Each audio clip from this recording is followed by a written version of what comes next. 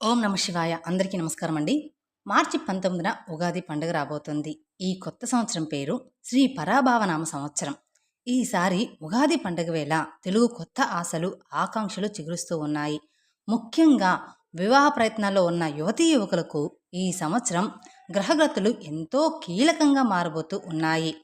జ్యోతిష శాస్త్రం ప్రకారం ఒక వ్యక్తి జీవితంలో వివాహ గడియలు బలపడాలంటే దేవగురువు బృహస్పతి అనుగ్రహం, ప్రేమకారకుడైన శుక్రుడి సంచారం మరియు జాతక చక్రంలోని 7వ ఇల్లు అంటే కలత్రస్థానం శుభదృష్టిని కలిగి ఉండాలి. ఈ 2020 సంవత్సరంలో మార్చిలో ప్రారంభమయ్యే ఈ పరాభావనామ సంవత్సరంలో గ్రహాల గమనం విలక్షణంగా ఉండబోతూ ఉంది. మరి బృహస్పతి తన సంచారంతో కొన్ని రాసుల వారికి అఖండమైన వివాహ యోగాన్ని ప్రసాదిస్తూ ఉండగా, శని మరియు రాహువులు ప్రభావం వల్ల మరికొన్ని రాసుల వారు కూడా అడ్డంకులను ఎదుర్కోవాల్సి రావచ్చన్నమాట. ఈ సుదీర్ఘ కాలచక్రంలో వివాహ ప్రయత్నాలు ఫలితాలను ఇచ్చే విధానం, గ్రహాలు అనుకూలత మరియు ఆయా రాసుల వారు పాటించవలసిన నియమాల గురించి ఇప్పుడు మనం ఈ వీడియోలో వివరంగా తెలుసుకుందాం. కాబట్టి వీడియోని ఎక్కడా స్కిప్ చేయకుండా చివరి వరకు చూడండి. అలాగే మొదటిసారి మీరు మా ఛానల్ చూస్తున్నట్లయితే మా ఛానల్ సబ్స్క్రైబ్ చేసుకొని నన్ను సపోర్ట్ చేయండి. ఇక వివరాల్లోకి వెళ్తే, దైవనామస్మరణతో ఏదైనా శుభకార్యం చేస్తే శుభప్రదంగా జరుగుతుంది. ఇక ఈ వీడియోలోకి వస్తే, ఈ 2026 సంవత్సరం నుంచి ఈ 2027 సంవత్సరం వరకు శ్రీ పరాభావనామ సంవత్సరం ఉగాది తర్వాత వివాహ యోగం బలంగా ఉన్న రాశుల్లో మొట్టమొదటి రాశి మిథున రాశి. ఈ మిథున రాశి వారికి ఈ పరాభావనామ సంవత్సరం వివాహ విషయంలో ఒక సువర్ణ అవకాశం అని చెప్పుకోవచ్చు. ఎందుకు అంటే, బృహస్పతి మీ రాశిపై తన సంపూర్ణ శుభదృష్టిని ప్రసాదించబోతున్నాడు. దీనివల్ల గత 2-3 ఏళ్లుగా సంబంధాలు కుదరక నిశ్చితార్థం వరకు వచ్చి ఆగిపోయిన వారికి కూడా, లేదా జాతక దోషాల వల్ల వివాహం ఆలస్యం అవుతున్న వారికి ఈ ఏడాది అన్ని రకాల ఆటంకాలు తొలగిపోయి, ముఖ్యంగా ఈ రాశివారు తాము ప్రేమించిన వ్యక్తిని పెళ్లి చేసుకోవడానికి కుటుంబ సభ్యులు పూర్తి మద్దతుననేది పొందబోతూ ఉన్నారు. కుటుంబంలో పెద్దల మధ్య ఉన్న విభేదాలు తొలగిపోయి అందరూ కూడా కలిసి మీ వివాహానికి అంగీకరిస్తారు. సమాజంలో మంచి పేరు ప్రతిష్టలు కలిగిన మరియు సాంప్రబద్ధకమైన కుటుంబం నుండి మీకు సంబంధం వచ్చే అవకాశం అనేది ఉండబోతుంది. ఇక గ్రహం ప్రభావం వలన మీరు తీసుకునే నిర్ణయాలు చాలా స్థిరంగా ఉంటాయి మరియు ఎటువంటి గందరగోళానికి తావు అనేది ఉండదు. మీ జీవిత భాగస్వామి మీ వృత్తికి, మీ వ్యక్తిత్వానికి మరియు మీ ఆశయాలకు వెన్నుముకగా నిలిచే వ్యక్తి అవుతారు. ఇక వివాహ ప్రయత్నాలు ప్రారంభించిన కొద్ది కాలంలోనే మీకు ఊహించిన విధంగా సానుకూల ఫలితాలైతే కనిపించబోతూ ఉన్నాయి. ఇక ఈ రాశి వారు ఏప్రిల్ నుండి సెప్టెంబర్ మధ్య కాలంలో శుభకార్యాలు నిశ్చయం చేసుకోవడం అత్యంత శ్రేయస్కరం. ఈ సమయంలో కుదిరే బంధం కలకాలం వర్ధిల్లుతుంది. ఇక ఈ మిథున రాశి వారు ఈ ఏడాది బృహస్పతి అనుగ్రహం వల్ల కేవలం వివాహమే కాకుండా ఆకస్మిక ధనలాభాన్ని కూడా పొందుతారు. ఇది వివాహ వేడుకలకు అత్యంత వైభవంగా జరుపుకోవడానికి మీకు ఆర్థికంగా ఎంతగానో సహాయపడుతుందన్నమాట. ఇక మీ వివాహ జీవితం ఈ ఏడాది ఓ కొత్త వెలుగుతో ప్రారంభం కాబోతుంది.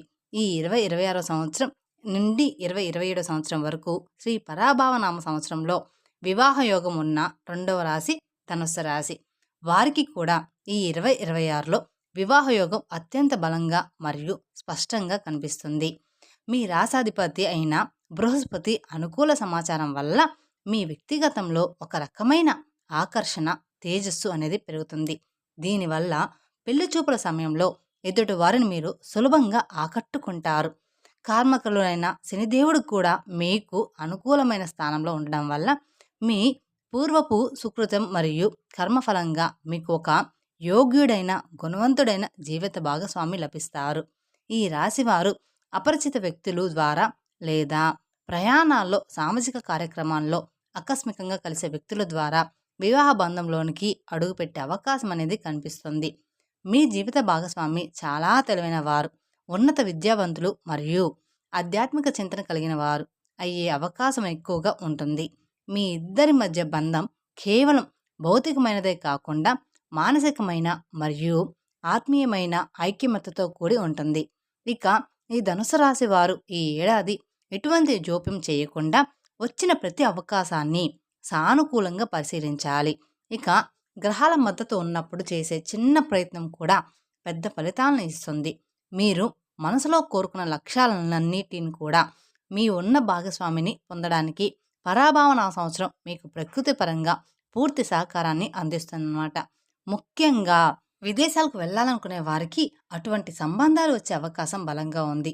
దీని వలన మీ జీవితం అంతర్జాతీయ స్థాయిలో కొత్త మలుపు తిరిగే అవకాశం అనేది ఉండబోతూ ఉంది. ఇక ఈ 2026 సంవత్సరం నుంచి 27వ సంవత్సరంలో శ్రీ పరాభావనామ సంవత్సరంలో వివాహయోగం ఉన్న 3వ రాశి కర్కటక రాశి. ఈ కర్కటక రాశి వారికి కూడా ఈ ఉగాది తర్వాత వివాహ గడియలు చాలా దగ్గర పడుతున్నాయి. మీ రాశిపై గురు మరియు శుక్రుల శుభదృష్టి కేంద్రీకృతమై ఉండడం వల్ల మీ జీవితంలోనికి ఒక అందమైన కొత్త వ్యక్తి ప్రవేశించబోతూ ఉన్నాడు. ముఖ్యంగా జూన్ తర్వాత మీ జాతకంలో కలత్ర స్థానం చాలా బలపడుతుంది. ఆ సమయం నుండి మీకు వచ్చే సంబంధాలు మీ కుటుంబ స్థాయికి తగిన విధంగా మరియు మీ అంతర్గిక భావాలకు నచ్చే విధంగా ఉంటాయి. కుటుంబ సభ్యులు ఇంట్లో జరిగే వివాహ వేడుకల్లో లేదా ఏదైనా శుభకార్యాల సమయంలో మీకు రాబోయే భాగస్వామిని మీరు మొదటిసారి కలిసే అవకాశం అనేది ఉండబోతూ ఉంది. ఇక కర్కటక రాశి వారు సాధారణంగా చాలా అంటే చాలా అనుబంధాలను ఎక్కువగా ప్రాధాన్యత ఇస్తారు. కాబట్టి మీకు లభించే భాగస్వామి కూడా అంతే సున్నితమైన మనస్తత్వం మరియు ప్రేమించే గుణం కలిగిన వారు అవుతారు. మీ తల్లి వైపు బంధువుల నుండి వచ్చే ప్రతిపాదనలు ఈ ఏడాది మీకు ఎంతో అదృష్టాన్ని తెచ్చిపెడతాయి. ఎటువంటి ఆటంకాలు లేకుండా పెద్దల ఆశీర్వాదాలతో ప్రశాంతంగా మీ పెళ్లి వేడుక అనేది పూర్తవుతుంది. ఇక ఈ కర్కటక రాశి వారు ఈ సువర్ణ అవకాశాన్ని సద్వినియోగం చేసుకొని జీవితంలో ఒక కొత్త దశకు అడుగు వేయడానికి మానసికంగా స్థిరంగా ఉండాలన్నమాట. ఇక వివాహానంతరం మీ ఆర్థిక స్థితి మెరుగుపడుతుందని మరియు మీ అదృష్టం రెట్టింపు అవుతుందని గ్రహస్థులు స్పష్టంగా సూచిస్తూ ఉన్నాయి. ఇక ఈ 2026 సంవత్సరంలో ఉగాది తర్వాత నుండి అంటే శ్రీ పరాభావ సంవత్సరంలో వివాహయోగం ఉన్న 4వ రాశి మేషరాశి. ఈ మేషరాశి వారికి కూడా ఈ 2026 సంవత్సరంలో ప్రారంభంలో వివాహయోగం చాలా బలంగా ఉన్నప్పటికీ మీరు శని ప్రభావం వల్ల కొంత అప్రమత్తంగా ఉండాలి. గురుబలం అద్భుతంగా ఉన్నందున మార్కెట్లో లేదా బంధువుల ద్వారా మంచి సంబంధాలు వెతుక్కుంటూ వస్తాయి. కానీ మీరు ప్రస్తుతం ఏళ్నాటి శని ప్రభావంలో ఉన్నందున శనిదేవుడు మీ ఓర్పును మరియు మీ బద్ధతను పరీక్షిస్తున్నాడు. సంబంధం దాదాపు ఖాయమైపోయింది. ఇక శుభలేఖలు వేయడమే తరువాయి అనుకున్న సమయంలో ఏదో ఒక చిన్న కారణం వల్ల అడ్డంకులు ఎదురు కావచ్చు. అయితే ఇక్కడ మీరు నిరాశ చెందవలసిన అవసరం ఏమాత్రం కూడా లేదు. ఎందుకంటే దేవగురువు బృహస్పతి మీ రాశిని తన శుభదృష్టితో కాపాడుతున్నాడు. శని కలిగించే జోప్యం వల్ల మీకు మరింత యోగ్యుడైన వ్యక్తి దొరికే అవకాశం ఉంటుంది. కాబట్టి కాలమే మీకు సరైన జవాబు చెప్పబోతూ ఉంది.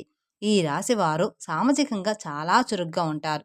కాబట్టి మీ పాత స్నేహితుల ద్వారా లేదా సహోద్యోగుల ద్వారా ఒక అద్భుతమైన సంబంధం కుదిరే అవకాశం అనేది మీకు ఉండబోతూ ఉంది. మీ జీవిత భాగస్వామి మీలోని సాహసవంతమైన లక్షణాలను మరియు నాయకత్వమైన పట్టిమలను గౌరవించే వ్యక్తి అవుతారు.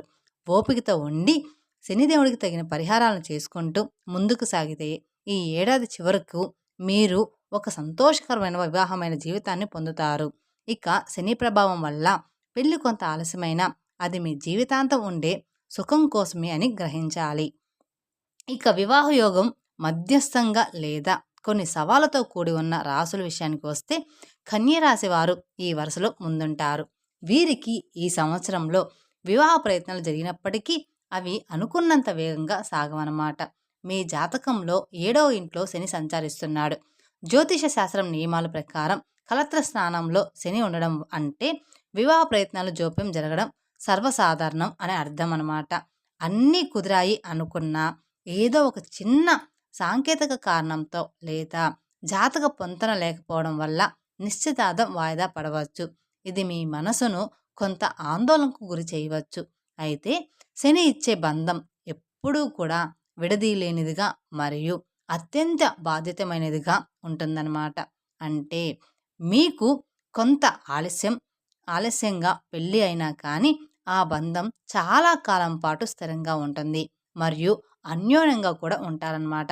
ఇక ఏప్రిల్ నుండి జూన్ మధ్య కాలంలో బృహస్పతి యొక్క సానుకూల సంచారం వల్ల మీకు కొంత ఉపశమనం అనేది లభిస్తుంది. ఈ 3 నెలల కాలంలో మీరు చేసే ప్రయత్నాలు సత్ఫలితాలను ఇస్తాయన్నమాట. ఇక ఈ కన్యరాశి వారు వివాహ విషయంలో ఇతరులను తొందర పెట్టకూడదు. మరియు మీరు కూడా ఎటువంటి ఒత్తిడికి కూడా లోన్ కాకూడదనమాట. ఎందుకు అంటే ముహూర్తాల విషయంలో అనుభవాలైన పురోహితులను సలహాలు తీసుకొని జాప్యాన్ని సానుకూలంగా స్వీకరిస్తేనే సవాల్ను అధిగమించవచ్చు. ఇక ఈ శని ప్రభావం తగ్గడానికి శనివారం నాడు నువ్వుల నూనెతో దీపారాధన చేయడం మరియు పేదలకు సహాయం చేయడం చాలా మంచిది. ఇక ఈ తులారాశి వారికి కూడా వివాహ యోగం ఈ పరాభావన సంవత్సరంలో మిశ్రమంగా ఉండబోతూ ఉంది. వీరికి రాసాధిపతి శుక్రుడు అనుకూలంగా ఉన్న రాహు యొక్క సంచారం వల్ల కొన్ని ఇబ్బందులు లేదా మానసిక సంఘర్షణలు ఎదురవబోతూ ఉన్నాయన్నమాట. అందుకని ఈ సంవత్సరం మొదటి 6 నెలలు మీకు చాలా బాగుంటుంది. ఆ సమయంలోనే పెళ్లి మాటలు ముగించుకొని నిశ్చితార్థం చేసుకోవడం చాలా మేలు. ఇక అక్టోబర్ తర్వాత పరిస్థితులు కొంత గందరగోళంగా మారవచ్చు. రాహు అపార్థాలకు మరియు భ్రమలకి కారకుడు కాబట్టి మీరు మాట్లాడే మాటలు లేదా మీ ఉద్దేశాలు ఎదుటివారికి తప్పుగా అర్థం కావచ్చు. కుదిరిన సంబంధం కూడా ఏదో ఒక అనర్థమై అనుమానం వల్ల లేదా మానవ వ్యక్తి జోక్యం వల్ల దెబ్బతినే ప్రమాదం కూడా ఉంటుంది. అందువల్ల ఈ తులారాశి వారు వివాహ సంబంధం విషయంలో చాలా అంటే చాలా పారదర్శకంగా మరియు నిజాయితీగా ఉండాలి. ఇక ఏ చిన్న విషయాన్ని భాగస్వామి నుండి దాచకూడదు. గ్రహాలు వక్రగతి వల్ల కొన్ని సవాళ్లు ఎదురైనా మీ అంతరాత్మ చెప్పినట్టు విని ప్రశాంతంగా నిర్ణయాలు తీసుకుంటే ఈ ఏడాది పెళ్లిపీటలు ఎక్కే అవకాశం మెండుగా ఉందన్నమాట. నిర్ణయాలు తీసుకునేటప్పుడు తల్లిదండ్రులు మరియు పెద్దల సలహాలు ఖచ్చితంగా పాటించాలి. ఇక మకర రాశి వారికి పరాభావ సంవత్సరం ఎత్తు ఫలాలతో కూడిన ఒక ప్రయాణంలాగా ఉండబోతూ ఉంది. ఈ సంవత్సరం ప్రారంభంలో కుజుడు ప్రభావం వల్ల మీలో కోపము, అసహనం లేదా మొండితనం పెరగవచ్చు. దీనివల్ల పెళ్లి చూపుల సమయంలో ఎదుటి వారితో వాదనలు తలెత్తే వంత సంబంధాలు చేజారే అవకాశం ఉందన్నమాట. అయితే జూన్ నుండి అక్టోబర్ వరకు దేవగురు బృహస్పతి మీ రాశిపై తన శుభదృష్టిని సూచించబోతూ ఉన్నాడు. ఆ 4 నెలల కాలం మీకు వివాహ యోగం మధ్యస్థం నుండి చాలా బలమైన స్థితికి మారబోతూ ఉంది. గతంలో ఏదైనా కారణం వల్ల ఆగిపోయిన పాత సంబంధాలు మళ్ళీ చర్చకు రావచ్చు, లేదా గతంలో మిమ్మల్ని వద్దనుకున్న వారు మళ్ళీ మిమ్మల్ని సంప్రదించే అవకాశం ఉండబోతూ ఉంది. ఇలా మకర రాశి వారు తమ సహజ సిద్ధమైన కఠినత్వాన్ని పక్కన పెట్టి కొంత సర్దుబాటు ధోరణితో వ్యవహరించాలి. మీరు భాగస్వామి నుండి అతిగా ఆశించడం వల్ల లేదా పట్టింపులకు పోవడం వల్ల వివాహం ఆలస్యం కావచ్చు. వాస్తవానికి దగ్గరగా ఉండి ఆలోచిస్తే ఈ ఏడాది మధ్య భాగంలో మీకు పెళ్లి గడియలు ఖచ్చితంగా కుదురుతాయి. కుజుడి దోష ప్రభావం తగ్గడానికి మీరు సుబ్రహ్మణ్య స్వామిని ఆరాధించడం చాలా శ్రేయస్కరం. ఇక కుంభరాశి వారికి వివాహ యోగం కొంత క్లిప్తంగా మరియు సవాలుగా ఉండబోతూ ఉందన్నమాట. ప్రేమలో ఉన్న వారికి ఈ ఏడాది వివాహం చేసుకోవడానికి అనుకూల పరిస్థితులు ఉన్న కుటుంబ సభ్యుల నుండి లేదా సమాజం నుండి తీవ్ర వ్యతిరేకత ఎదురయ్యే సమస్యలు కనిపిస్తూ ఉన్నాయి. ఇక రాహు యొక్క సంచారం వల్ల మీ నిర్ణయాల్లో స్థిరత్వం అనేది లోపిస్తుంది. ఈరోజు ఒక సంబంధం చాలా బాగుంది అనిపిస్తే మరుసటి రోజు అదే సంబంధంలో అనేక లోపాలు అనేది కనిపిస్తూ ఉంటాయన్నమాట. ఇలాంటి ఎన్నో మానసిక స్థితి వల్ల మీరు మంచి సంబంధాలను వదులుకునే ప్రమాదం అనేది ఉందన్నమాట. ఇక అక్టోబర్ తర్వాత గ్రహగతులు మరింత క్లుప్తంగా మారబోతూ ఉన్నాయి కాబట్టి ఏ నిర్ణయమైనా కానీ ఉగాది తర్వాత వెంటనే తీసుకోవడం చాలా మంచిది. భాగస్వామితో కమ్యూనికేషన్ గ్యాప్ రాకుండా ప్రతి విషయాన్ని క్లియర్గా మాట్లాడుకోవాలి. మీ మనసులోని భయాలను లేదా సందేహాలను స్పష్టంగా వ్యక్తీకరించడం ద్వారా సగం సమస్యలను పరిష్కరించుకోవచ్చు అన్నమాట. ఓపికగా ఉండి ప్రతికూలతను ధైర్యంగా ఎదుర్కొంటేనే ఈ ఏడాది వివాహ సంబంధం సాధ్యమవుతుంది. ఇక సింహరాశి వారికి కూడా ఈ సంవత్సరంలో వివాహ ప్రయత్నాలు మధ్యస్థ ఫలితాలను అందిస్తాయి. సంవత్సరం ప్రారంభంలో సూర్యబలం బాగున్నా రాహుకేతుల ప్రభావం వల్ల వివాహ చర్చల్లో ఆకస్మికంగా ఆటంకాలు వస్తాయి. ముఖ్యంగా కట్న కానుకల విషయంలో లేదా ఆస్తిపాస్తుల విషయంలో వచ్చే చర్చలు పెళ్లికి అడ్డంకగా మారవచ్చు. ఇక ఈ సింహరాశి వారు తమ ఆత్మగౌరవానికి భంగం కలుగుతుందేమో అనే అనవసరమైన ఆందోళనతో కొన్ని మంచి సంబంధాలను తిరస్కరించే అవకాశం కూడా ఉంది. ఆడంబరాలకు లేదా బాహ్య రూపానికి ఎక్కువ ప్రాధాన్యత ఇవ్వకుండా భాగస్వామి యొక్క గుణానికి మరియు ప్రవర్తనకు ప్రాధాన్యత ఇస్తే వివాహ యోగం త్వరగా సిద్ధమవుతుంది. సామాజికంగా మీకున్న పేరు ప్రతిష్టలు ఈ విషయంలో మీకు కొంతమేర సహకరిస్తాయన్నమాట. మీ ఆప్తమిత్రులు మీకోసం ఒక మంచి సంబంధాన్ని తీసుకురావచ్చు. అహంకారాన్ని పక్కన పెట్టి సానుకూల దృక్పథంతో ఆలోచిస్తే ఈ ఏడాది ద్వితీయార్థంలో పెళ్లిపీటలు ఎక్కే అవకాశం ఉందన్నమాట. ప్రతిరోజు కూడా మీరు సూర్య భగవానునికి నమస్కరించుకోవడం వల్ల ఆకటంకాలనేది తొలగిపోతాయి. ఇక వృశ్చిక రాశి వారికి ఈ పరాభావ సంవత్సరం ప్రారంభం కొంత నిరాశాజనకంగా ఉండబోతూ ఉందన్నమాట. ఉన్న చివరికి వచ్చేసరికి ఫలితాలు అద్భుతంగా మారబోతూ ఉన్నాయి. మొదటి 6 నెలలు మీరు ఎన్ని ప్రయత్నాలు చేసినా ఫలితం అనేది శూన్యంగా అనిపించవచ్చు. శని మరియు కుజుల ప్రభావం వల్ల మానసిక ఒత్తిడి మరియు కుటుంబంలో అశాంతి పెరగవచ్చు. కానీ అక్టోబర్ తర్వాత బృహస్పతి అనుకూలంగా ఉండడం వల్ల పరిస్థితులు ఒక్కసారిగా మీకు అనుకూలంగా మారబోతూ ఉన్నాయి. అప్పటి వరకు పట్టించుకొని సంబంధాలు మళ్ళీ తెరపైకి వస్తాయి మరియు మీరు ఆశించిన దానికంటే మెరుగైన ఉన్నతమైన సంబంధం కుదిరే అవకాశము ఉంది. కాబట్టి ఈ వృశ్చిక రాశి వారు సంవత్సరం ప్రారంభంలో వచ్చే తాత్కాలిక నిరాశను చూసి కృంగిపోకుండా ఆ సమయాన్ని మీ వ్యక్తిత్వాన్ని మెరుగుపరుచుకోవడానికి లేదా ఆధ్యాత్మిక చింతనలో గడపడం కోసం చాలా మంచిది. ఇక అక్టోబర్ తర్వాత వచ్చే అవకాశాలను అందిపుచ్చుకుంటే మీ వైవాహిక జీవితం అద్భుతంగా మరియు స్థిరంగా ప్రారంభమవబోతోంది. మీరు సుబ్రహ్మణ్య షష్ఠి లేదా మంగళవారం నాడు పూజలు చేయడం వల్ల మీ జాతకంలోని కుజదోషాలన్నీ కూడా తొలగిపోతాయి. ఈ మీనరాశి వారి విషయానికి వస్తే మీరు కూడా మిశ్రమ ఫలితాలను అందుకుంటారు. మీ రాశిలో రాహు సంచారం వల్ల ఎప్పుడూ ఒక రకమైన ఆందోళన లేదా అభద్రత భావం ఉంటుంది. దీనివల్ల పెళ్లి విషయంలో సరైన నిర్ణయం తీసుకోలేక గందరగోళానికి గురవుతూ ఉంటారు. అయితే గురుబలం అండంగా ఉండడం వల్ల పెద్దల సహకారంతో లేదా వారి సలహాలతో వివాహ నిశ్చయమయ్యే అవకాశం ఉంది. ఇక ఈ మీనరాశి వారు ఈ ఏడాది ఎవరికీ కూడా అనవసరమైన హామీలు ఇవ్వకూడదు మరియు సంబంధం ఖాయం అయ్యే వరకు బయట వ్యక్తులకి లేదా సోషల్ మీడియాలో విషయాలను వెల్లడించకూడదు. గురుగ్రహానికి పరిహారాలు చేసుకోవడం వల్ల మీకు కలిగే గందరగోళం తొలగిపోయి ఒక స్పష్టత అనేది మీకు రాబోతూ ఉంది. ఇక వృషభ రాశి వారికి కూడా ఈ ఏడాది ద్వితీయార్థం వివాహానికి అనుకూలంగా ఉండబోతూ ఉందన్నమాట. వీరు వివాహ ఖర్చుల విషయంలో కొంత నియంత్రణ కలిగి ఉండాలి. లేదంటే ఆర్థికంగా ఇబ్బందులు రావచ్చు. గ్రహాల ప్రతికూల వల్ల ప్రభావం వల్ల ఆటంకాలు రావచ్చు. వివాహంలో ఆటంకాలు ఎదుర్కొంటున్న వారు కొన్ని శాస్త్రీయ మరియు సాంప్రదాయ పరిహారాలను పాటించడం ద్వారా సానుకూల ఫలితాలను మీరు పొందవచ్చు. వివాహానికి ప్రధాన కారకుడైన బృహస్పతి అనుగ్రహం కోసం ప్రతి గురువారం కూడా మీరు పసుపు రంగు వస్త్రాలను ధరించి లక్ష్మీనారాయణ స్వామిని ఆరాధించాలి. అరటి చెట్లకు ప్రదక్షిణలు చేయడం మరియు శనగలు బెల్లము నైవేద్యంగా సమర్పించడం వల్ల గురుబలం పెరిగి పెళ్లి ప్రయత్నాలు అనేది ఫలిస్తాయన్నమాట. శుక్రుడి అనుగ్రహం కోసం శుక్రవారం నాడు మహాలక్ష్మి అమ్మవారికి తెల్లని పూలతో పూజ చేయాలి. దీనివల్ల దాంపత్య సుఖం లభిస్తుంది. శనిదోషం ఉన్నవారు ప్రతి శనివారం శనీశ్వరుడికి నువ్వుల నూనెతో అభిషేకం చేయడం లేదా హనుమాన్ చాలీసా పారాయణం చేయడం వల్ల వివాహంలో ఉన్న జోప్యం అనేది తొలగిపోతుంది. ఇక రాహుకేతువుల నివారణకు దుర్గాదేవిని ఆరాధించడం మరియు రాహుకాలంలో దీపం వెలిగించడం శ్రేయస్కరం. అమ్మాయిలు శీఘ్ర వివాహం కోసం రుక్మిణి కళ్యాణం ఘటాన్ని పారాయణం చేయాలి. అబ్బాయిలు మంచి భార్య లభించాలంటే శివుణ్ణి ధ్యానించాలి. ప్రతిరోజు కూడా ఆవుకి గ్రాసం ఇవ్వడం లేదా బెల్లం తినిపించడం వల్ల జాతకంలోని అనేక దోషాలు శాంతిస్తాయన్నమాట.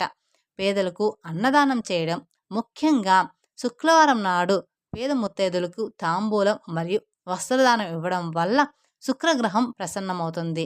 జాతకంలో పితృదోషం ఉంటే కూడా వివాహం ఆలస్యం అవుతుంది. కాబట్టి అమావాస్య రోజు పితృదేవతలకి తర్పణాలు వదిలి బ్రాహ్మణులకు భోజనం పెట్టాలి.